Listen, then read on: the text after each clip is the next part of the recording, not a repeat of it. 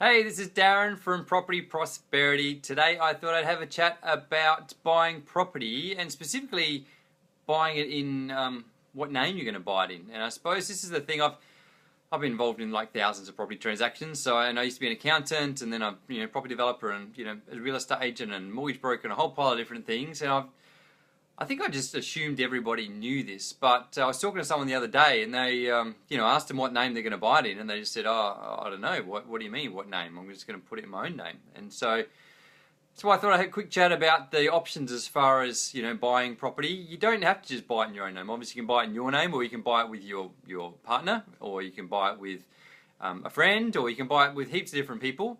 And then if you're deciding you're going to buy it in, with other people, then you really got to think about what the consequences of that going to be. If you're buying with a friend or your partner, what's going to happen if things change down the track? And particularly this is really important if you're going to buy a property for as an investment, because you're looking at a situation when you're claiming tax deductions, that whole negative gearing and depreciation, all those other sort of things. And so depending what name you have the property in is going to determine who's going to be able to claim the tax deduction. And likewise, also, not so much claiming tax deduction, but also if you go to sell the property down the track, hey, thanks for the likes. If you go to sell the property down the track, then who's going to receive the profits from that property sale? And I suppose people are thinking really short term when they're buying property. They're thinking, okay, I'm just buying it now, not thinking about what's going to happen down in the future. This might be 5, 10, 20, 30 years down the track when the situation is going to be totally different, and then you decide, okay, I want to sell the property and invest in something else, or I want to sell the property and put that towards my retirement. What's going to be the consequences of what name you have it in from the very start? And this is why you got to think really long term.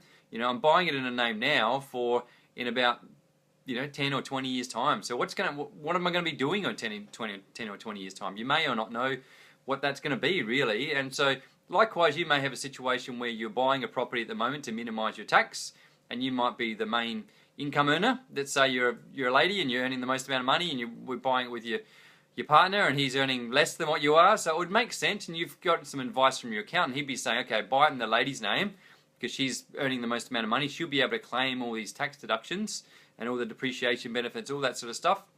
She'll be able to get the most benefit because she'll be able to minimize her tax the most because she's earning the most amount of money.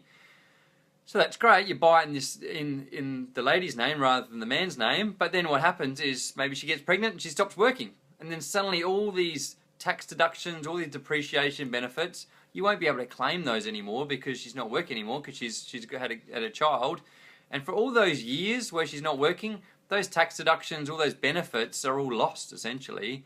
And so then the situation's the husband then might go out and start earning more money, but you won't be able to offset that against the losses or the depreciation or the tax deduction benefits of the property because it's not in the husband's name. So that's why it's really important to think down the track, okay, what's going to be happening in the future? Should we buy in both our names, which might give us some benefit? We might be able to claim the deductions equally then, or 50-50 wise, so it will give us some benefits down the track. But then likewise, what's going to happen down the track? It could be other things besides just purely a tax deduction side of things. It could also be a liability or a legal thing as far as legal structures wise. People nowadays are quite worried about getting sued, and particularly if you're in an industry where there's a chance you might get sued. If let's say you're a doctor or some sort of situation where it's potential that things could go wrong and you make a mistake and then suddenly someone takes you to court. If they know you've got a lot of assets or you've got a home worth many hundreds of thousands of dollars or even millions of dollars, then someone, if they they look at that as an opportunity, if they can sue this person, get them to sell their property, then they've got a good chance of a good payout. So in that situation, what it might pay, imagine one of the partners is a doctor, might pay to put it in the other partner's name, because if anything goes wrong down the track, then you can, it's not in your name if you do get sued. So it's risking minimizing any risk of you losing the property down the track. So it might not just be for purely a tax reason. It might actually be for legal liabilities reason, I suppose. So. And then the other thing to think about is, a lot of people when I'm talking to that are buying a property, they're like, well, I don't actually know. I haven't even talked to anyone. I'm not really sure what to do. But there's this sense of urgency where you have to sign up and buy the property straight away. So what a lot of people don't understand is you don't actually have to decide straight away.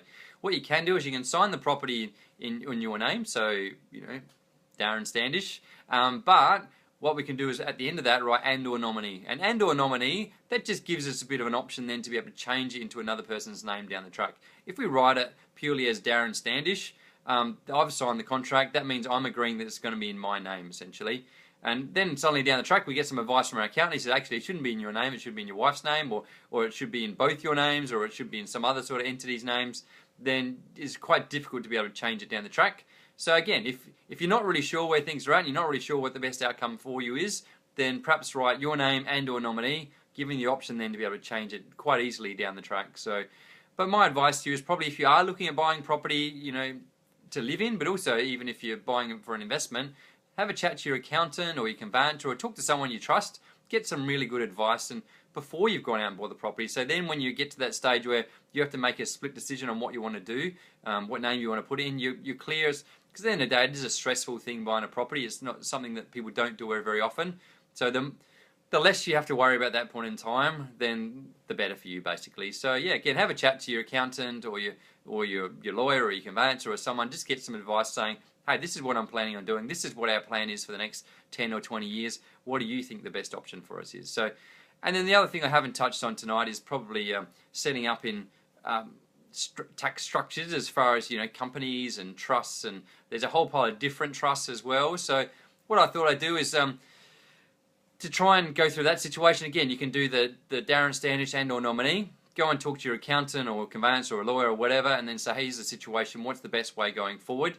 And then they can talk to you about setting up some sort of tax structure that's looking at, you know, setting yourself up for the future to be able to give you a lot more flexibility going down the track. So what I might do, just because I've already chatted for quite a while now, I might have another conversation about buying in company names and company and trust name and all those different options as well, in case people are interested in how that works. It's probably more suitable for buying in the situation where you're buying it for an investment purpose. But again, who knows? It may be suited for you if you're in a situation where you're going to buy it for your own home as well. So hopefully that's made a lot of sense. So probably the key thing to take out of tonight is if you're not sure, just put it as your name and or nominee.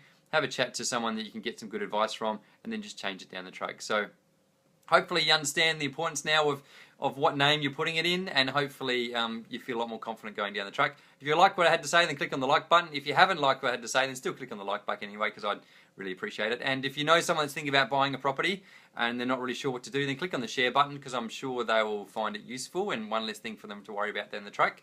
And if you'd like me to chat about something in the future, then click on the comment box and I'm happy to answer any of your questions. And if you think it's a good idea having a chat about tax structures and about companies and trusts and all those different crazy things, then yeah, put a comment in the comment box too, because I'm happy to take your feedback and I'm happy to talk a little bit more about that too. So hope you've enjoyed that, and I've enjoyed chatting to you, and I look forward to talking to you again next time. Thanks for that. Bye. Well.